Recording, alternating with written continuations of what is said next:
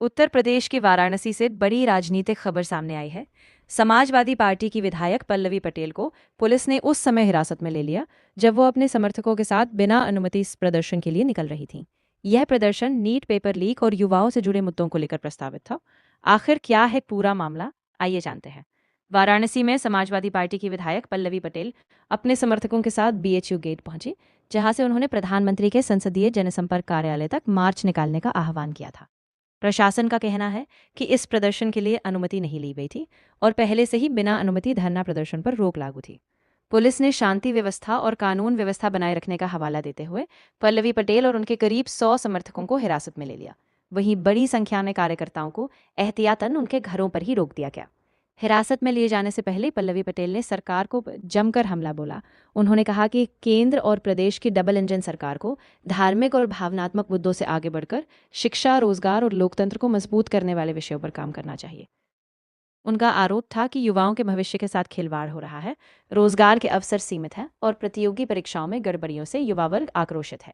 दूसरी ओर पुलिस और प्रशासन का कहना है कि बिना अनुमति किसी भी प्रकार के जुलूस और प्रदर्शन की इजाजत नहीं थी, इसलिए कानून व्यवस्था बनाए रखने के लिए यह कार्रवाई की गई। नीट पेपर लीक के मुद्दे पर शुरू हुआ यह विरोध अब राजनीतिक रंग लेता नजर आ रहा है। ऐसे में इस पूरे घटनाक्रम पर प्रदेश की राजनीति की नजरें टिकी हुई हैं। कैमरामैन के साथ न्यूज अपडेट वाराणसी।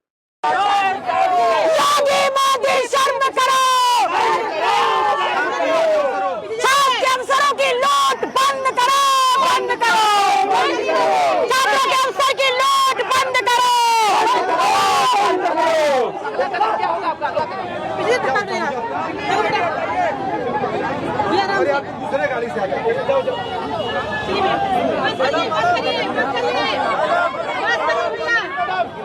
बस हो गया।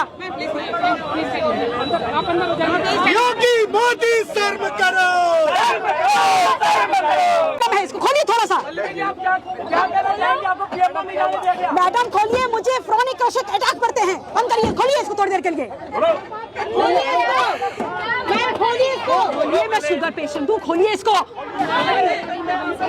मैडम खोलिए, मैं शुगर पेशेंट हूँ, मुझे अटैक पड़ता है, मुझे अटैक पड़ता है। खोलिए इसको और बस हल्का से ऐसे, बस इतना खोल के रखिए, इतना खोल के रखिए, 2 इंच खोल के रखिए इसको।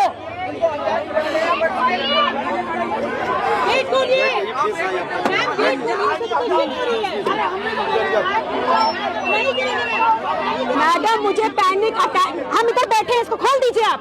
आपके पास कुछ रिटन डॉक्यूमेंट जरूर होगा, आप SDM हैं, आप भी ACP SP हैं। धारा 144 कहाँ दिखाइए, दिखाइए ऑर्डर मैम मैं आपको दे दूँ। दिखाइए मैम यहाँ पे दिखाइए, अभी दीजिए ना। मैम ऑर्डर है उसका, बता रहा हूँ ऑर्डर है 144 का, 5 से ज्यादा अलाउड नहीं है, 5 से ज्यादा अलाउड नहीं है। आप डिटेन करेंगे, करिए डिटेन करिए, उसी गाड़ी में चलूंगी, लेकिन चलिए आइए।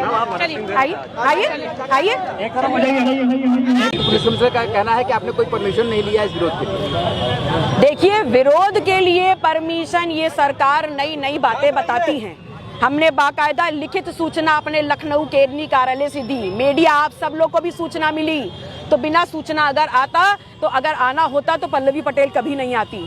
पल्लवी पटेल जब भी आती है, अपना दल जब भी सड़कों पे उतरता है, पूरी सूचना दे करके, विषय बता करके उतरते हैं, क्योंकि हम चोरी छुपे काम नहीं करते। ये आम जनता का सवाल है और आम जनता का सवाल उठाने के लिए गांव गरीब से जुड़े हुए जो लड़के नौजवान पढ़ते लिखते हैं, महीनों खपाते हैं, सालों संघर्ष करते हैं, अगर उनके अवसर लुटेंगे, उनका भविष्य लुटेगा, उनकी शिक्षा लुटेगी, धांधली होगी, तो सड़कों पे किसी ना किसी को तो उतरना होगा।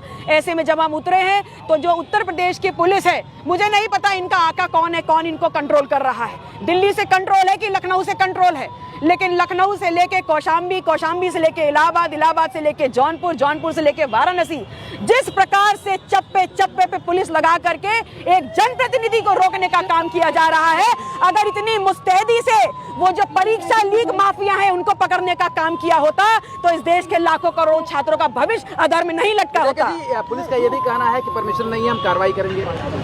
पुलिस को जो कार्रवाई करनी उससे हम नहीं डरते, वो करे कार्रवाई, वो कार्रवाई तो कर रहे हैं कि एक जनप्रतिनिधि आपको सूचना देकर के, एक जनप्रतिनिधि जनप्रतिनिधि के कार्यालय पे अपनी मांग पत्र शांतिपूर्ण तरीके से मार्च करके देना चाहता है तो आप हमारी मुखबरी करा रहे हैं हमारी सुरक्षा अधिकारियों से। अगर आपको ऐसी मुखबरी करानी है तो आपकी सुरक्षा आपको मुबारक। तो क्या आप पदयात्रा करेंगे आगे?